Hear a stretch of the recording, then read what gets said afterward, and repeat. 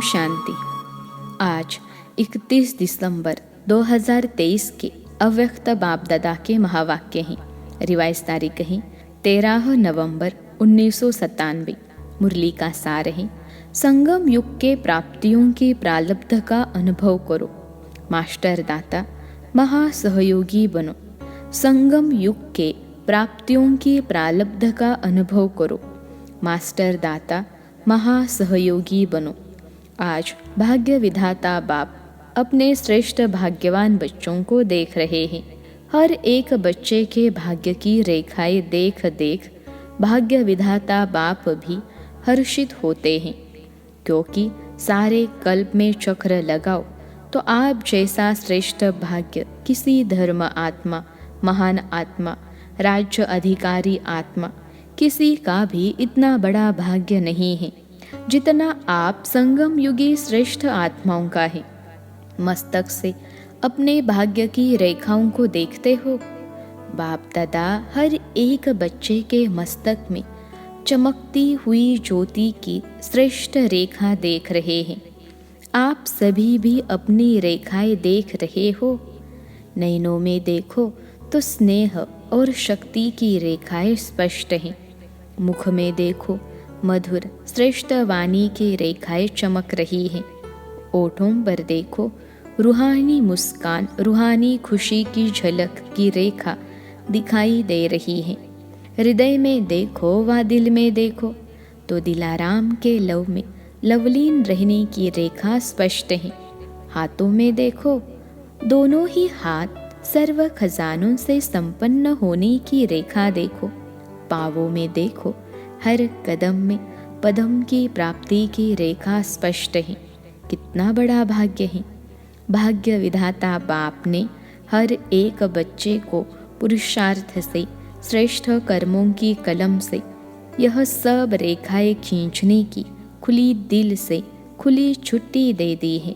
जितनी लकीर लंबी खींचने चाहो उतनी खींच सकते हो, लेकिन समय के अंदर जिसको जितनी लंबी लकीर खींचनी है वह स्वयं ही खींच सकते हो। बाप ने कलम आपके हाथ में दिया है तो वह लकीर खींचने आती है। खींची है या खींचना नहीं आती है? सभी को आती है। सभी ने कहा हाँ जी, बहुत अच्छा। देखो अभी की तकदीर की लकीर आपको सारे कल्प में भी श्रेष्ठ बनाती है। 21 जन्म तो सदा संपन्न और सुखी रहने की रेखा चलती ही है, और द्वापर कलयुग में भी आपके पूज्य बनने की रेखा श्रेष्ठ रहती है। तो इस समय के भाग्य की रेखा सारा कल्प सदा साथ चलती है, क्योंकि अविनाशी बाप की अविनाशी रेखा है। तो सदा अपने श्रेष्ठ भाग्य की रेखा स्मृति में रहती तो है, लेकिन कभी इमर्ज रहती है, कभी मर्ज रहती है, वह सदा ही इमर्ज रहती है। इसमें कम हाथ उठा रहे हैं। देखना सदा इमर्ज रहे। इमर्ज रहने की निशानी है कि पुरानी स्मृतियाँ, पुराने संस्कार की रेखाएं मर्ज हो जाती हैं। कभी भी पुराने संस्कारों की रेखाएं व पुरानी बातों के स्मृति की रेखाएं इमर्ज नहीं हो, मर्ज हो, और मर्ज रहते रहते समाप्त हो जाए। जहाँ श्रेष्ठ भाग्य की रेखा इमर्ज है, वहाँ पुरानी रेखाएं इमर्ज होना असंभव है। अगर होती है तो सिद्ध होता है कि श्रेष्ठ भाग्य की रेखा सदा इमर्ज नहीं रहती। तो क्या समझते हो, इतने श्रेष्ठ भाग्य की रेखाएं इमर्ज होनी चाहिए या मर्ज? बाप दादा वर्तमान समय सभी बच्चों को वर्तमान संगम युग की प्राप्तियों के प्रारब्ध रूप में देखने चाहते हैं। पुरुषार्थ बहुत समय किया, अभी पुरुषार्थ स्वतः चले, मेहनत वाला पुरुषार्थ नहीं। क्या अंत तक पुरुषार्थ की मेहनत करते रहेंगे? संगम युग के प्राप्तियों के प्रारब्ध का अनुभव अब नहीं करेंगे तो कब करेंगे? भविष्य की प्रारब्ध अलग चीज है, वह तो आपके इस पुरुषार्थ के प्रारब्ध की परछाई है। वह तो आपके पीछे पीछे आपे ही आएगी। लेकिन विशेष बात है इस समय के प्रारब्ध प्राप्त करने की। ऐसे नहीं कोई पूछता है कैसे हैं, क्या हाल चाल है, तो अभी तक यही नहीं करते रहो कि पुरुषार्थ चल रहा है। पुरुषार्थ तो है, लेकिन पुरुषार्थ की प्रारब्ध अभी अनुभव करो। वह प्रारब्ध है सर्व शक्ति संपन्न, सर्व ज्ञान संपन्न, सर्व विघ्न विनाशक मूर्त। यह अभी की प्रारब्ध भविष्य में स्वतः ही प्राप्त होगी। जैसे भविष्य में सिर्फ प्रारब्ध है, पुरुषार्थ समाप्त है, ऐसे अभी बाकी रहे हुए समय में प्रारब्ध स्वरूप का विशेष अनुभव करो। जब प्रारब्ध कहते हैं तो पुरुषार्थ की ही प्रारब्ध होती हैं। पुरुषार्थ किया है, उस पुरुषार्थ अनुसार ही प्रारब्ध का अनुभव कर सकते हैं। लेकिन बाप दादा बच्चों से क्या चाहते हैं, पूछते हैं ना, बाप दादा हमसे क्या चाहते हैं? तो बाप दादा यही चाहते हैं कि अब थोड़े समय के लिए पुरुषार्थ के प्रारब्ध स्वरूप बन जाओ। बन सकते हो कि पुरुषार्थ की मेहनत अच्छी लगती है, प्रारब्ध वाले बनेंगे। अभी पुरुषार्थ कर रहा हो, पुरुषार्थ हो जाएगा, करके दिखाएंगे। यह शब्द समाप्त हो। करके दिखाए क्या? दिखाओ। और कब दिखाएंगे? क्या विनाश के समय दिखाएंगे? इसकी बहुत सहज विधि है कि अब मास्टर दाता बनो। बाप से लिया है और लेते भी रहो, लेकिन आत्माओं से लेने की भावना नहीं रखो। यह कर ले तो ऐसा हो, यह बदले तो मैं बदलूं, यह लेने की भावना है। ऐसा हो तो ऐसा हो, यह लेने की भावनाएं हैं। ऐसा हो नहीं, ऐसा करके दिखाना है। हो जाए तो नहीं, लेकिन होना ही है। और मुझे करना है, मुझे वाइब्रेशन देना है, मुझे रहम दिल बनना है, मुझे गुणों का सहयोग देना है, मुझे शक्तियों का सहयोग देना है।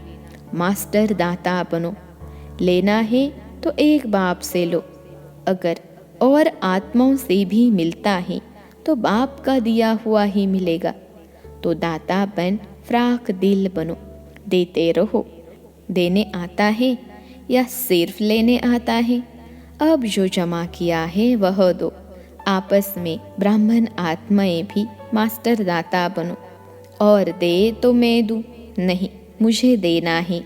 खजाना है आपके पास, भरपूर है, गुणों से भरपूर है, शक्तियों से भरपूर है तो देते क्यों नहीं हो? अपने लिए छिपा कर रखा है क्या? जब खजानों से भरपूर हो तो देते जाओ। यह क्यों करता, यह क्यों कहता, यह सोच नहीं करो। रहम दिल बन अपने गुणों का, अपनी शक्तियों का सहयोग दो। इसको कहा जाता है मास्टर दाता, महासहयोगी।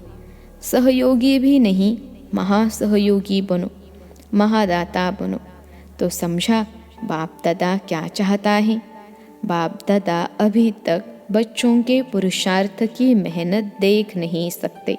डायमंड जुबली समाप्त हुई और डायमंड अभी तक बेदाग बनने के पुरुषार्थ में लगे हुए हैं। डायमंड जुबली अर्थात हर ब्राह्मण आत्मा यानी डायमंड चमकता रहे। आप सोचेंगे कि डायमंड जुबली हमारी तो थी नहीं, वह तो दादियों की हुई।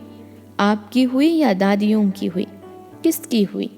यज्ञ के स्थापना के कार्य की डायमंड जुबली सिर्फ दादियों की नहीं, स्थापना के कार्य की डायमंड जुबली। तो आप सभी चाहे 2 साल के हो, चाहे 12 साल के हो, चाहे 50 के हो, लेकिन स्थापना के कार्य के निमित्त हो या नहीं? निमित्त हो। ब्राह्मण माना ही ब्रह्मा बाप के साथ स्थापना के कार्य के निमित्त आत्मा, वही ब्रह्मा कुमार या ब्रह्मा कुमारी कहला सकते हैं। तो ब्रह्मा कुमार कुमारी सभी हो या पुरुषार्थी कुमार कुमारी हो? क्या हो? ब्रह्मा कुमार ब्रह्मा कुमारिया अर्थात जन्म लिया और ब्रह्मा बाप के साथ ही स्थापना के निमित्त आत्मा बने। तो ऐसे नहीं सोचना हम तो अभी नए हैं, हम तो अभी छोटे हैं। लेकिन समय के अनुसार जब समय समाप्ति के नज़दीक है तो छोटों को, नयों को इतना ही तीव्र पुरुषार्थ करना ही है। अगर ब्राह्मण है तो, अगर क्षत्रिय है तो छुट्टी है, लेकिन ब्राह्मण है तो ब्राह्मण सो देवता कहा जाता है, क्षत्रिय सो देवता नहीं। तो ब्राह्मण आत्माओं को स्थापना के निमित्त बनना ही है ही निमित्त। इसलिए अभी मास्टर दाता बनो। दान नहीं करो लेकिन सहयोग दो। ब्राह्मण को दान नहीं कर सकता, सहयोग दे सकता है। तो क्या कहा? महादाता और महासहयोगी बनो। अभी 1 साल वाला भी है तो भी समय के अनुसार अभी बचपन की बातें समाप्त करो, क्योंकि सभी बच्चे वानप्रस्थ अवस्था के समीप हो। समय की गति प्रमाण, ड्रामा के नियम प्रमाण अभी सभी की वानप्रस्थ अवस्था समीप है। बाप दादा जानते हैं कि बच्चों का बाप से जिगरी स्नेह है।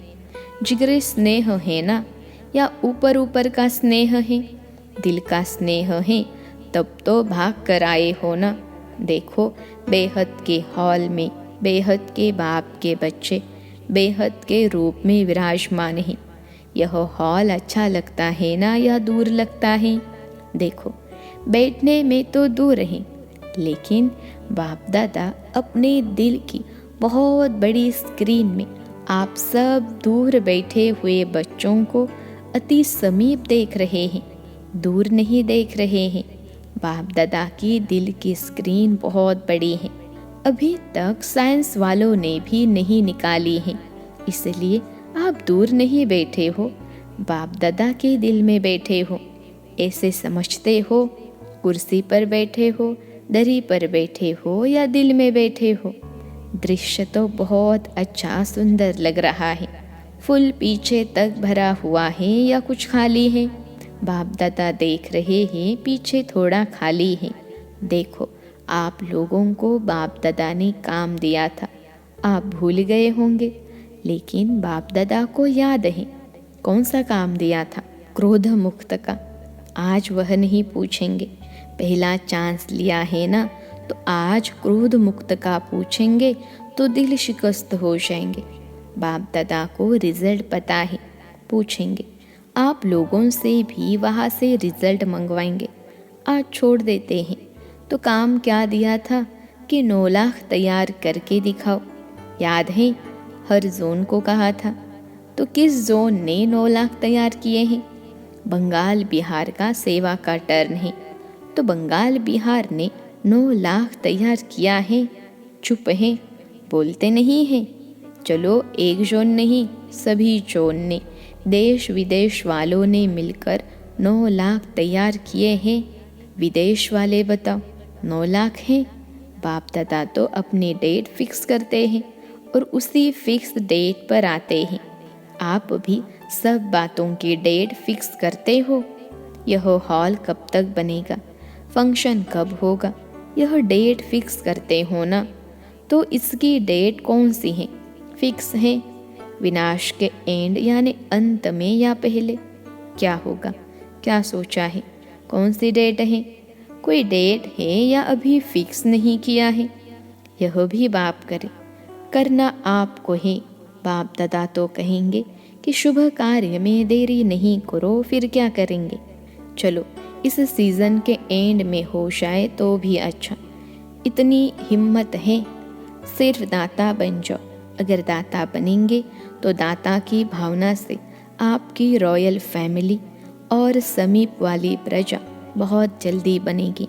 वह लोग तो इंतज़ार कर रहे हैं, सिर्फ सदा दाता बनने की देरी है, महान सहयोगी बनने की देरी है। ज़्यादा खजाना स्वयं प्रति व सिर्फ स्वयं की सेवाओं के प्रति लगाते हो। अपने अपने सेवाओं की ड्यूटीज़ में ज़्यादा समय लगाते हो। महान दाता बन, बेहद के दाता बन, वर्ल्ड के गोले पर खड़े हो, बेहद की सेवा में वाइब्रेशन फैलाओ। विश्व राजा बनना है, सिर्फ जोन के व अपने अपने ड्यूटीज़ के सर्किल के राजा नहीं बनना है। विश्व कल्याणकारी हो। अभी बेहद में जाओ। बेहद में जाने से हदों की बातें स्वतः ही समाप्त हो जाएंगे। मनोबल बहुत श्रेष्ठ बल है, उसको यूज़ नहीं करते हो। वाणी, संबंध, संपर्क, उससे सेवा में बिजी रहते हो। अब मनोबल को बढ़ाओ। बेहद की सेवा जो अभी आप वाणी या संबंध सहयोग से करते हो, वह मनोबल से करो। तो मनोबल की बेहद की सेवा अगर आपने बेहद की वृत्ति से मनोबल द्वारा विश्व के गोले के ऊपर ऊंचा स्थित हो, बाप के साथ परमधाम की स्थिति में स्थित हो, थोड़ा समय भी यह सेवा की, तो आपको उसके प्रारब्ध कई गुना ज़्यादा मिलेगी। आजकल के समय और सरकमटांश के प्रमाण अंतिम सेवा यही मनसा व मनोबल की सेवा है। इसका अभ्यास अभी से करो। चाहे वाणी द्वारा व संबंध संपर्क द्वारा सेवा करते हो, लेकिन अब इस मनसा सेवा का अभ्यास अति आवश्यक है। साथ साथ अभ्यास करते चलो। समझा क्या करना है?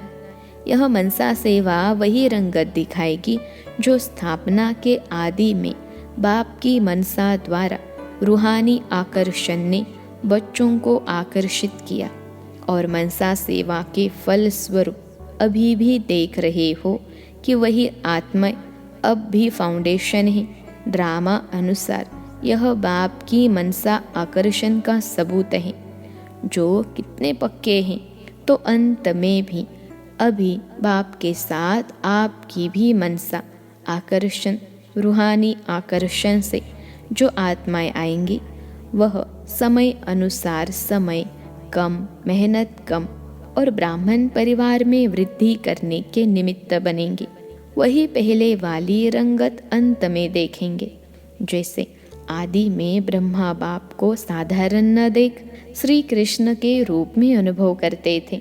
साक्षात्कार अलग चीज़ है, लेकिन साक्षात स्वरूप में श्री कृष्ण ही देखते, खाते, पीते, चलते थे।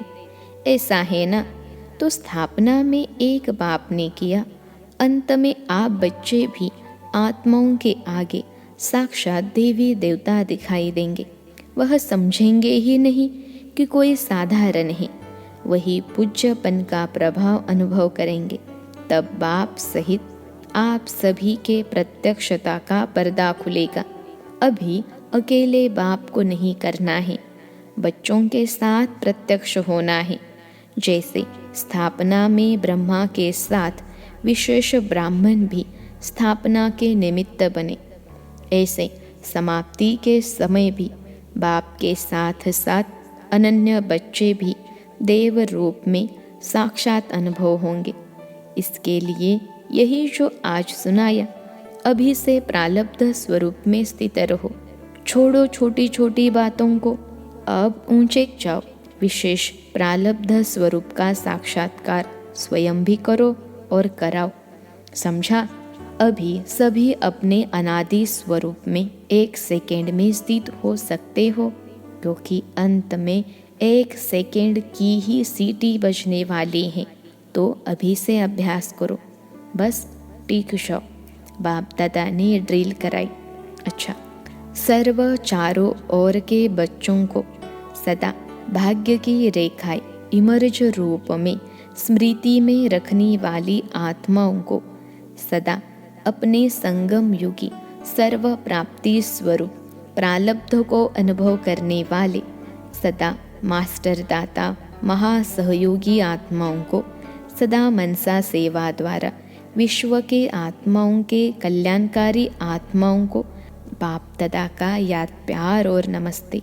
हम रूहानी बच्चों की सिखिलते रूहानी माता पिता बाप दादा को याद प्यार, गुड मॉर्निंग और नमस्ते बाबा नमस्ते। आज का वरदान है, कर्म योग की स्टेज द्वारा कर्म भोग पर विजय प्राप्त करने वाले विजयी रत्न भव।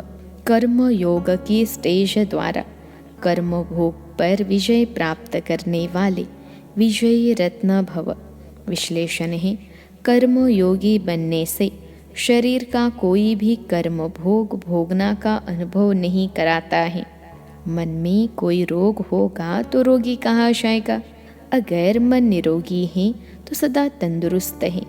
सिर्फ शेष शैया पर विष्णु के समान ज्ञान का सिमरन कर हर्षित होते मनन शक्ति द्वारा और ही सागर के तले में जाने का चांस मिलता है। ऐसे कर्मयोगी ही कर्मोभोग पर विजय प्राप्त कर विजयी रत्न बनते हैं।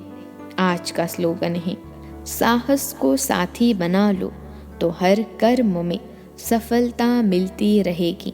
साहस को साथी बना लो तो हर कर्म में सफलता मिलती रहेगी। अच्छा, ओम शांति।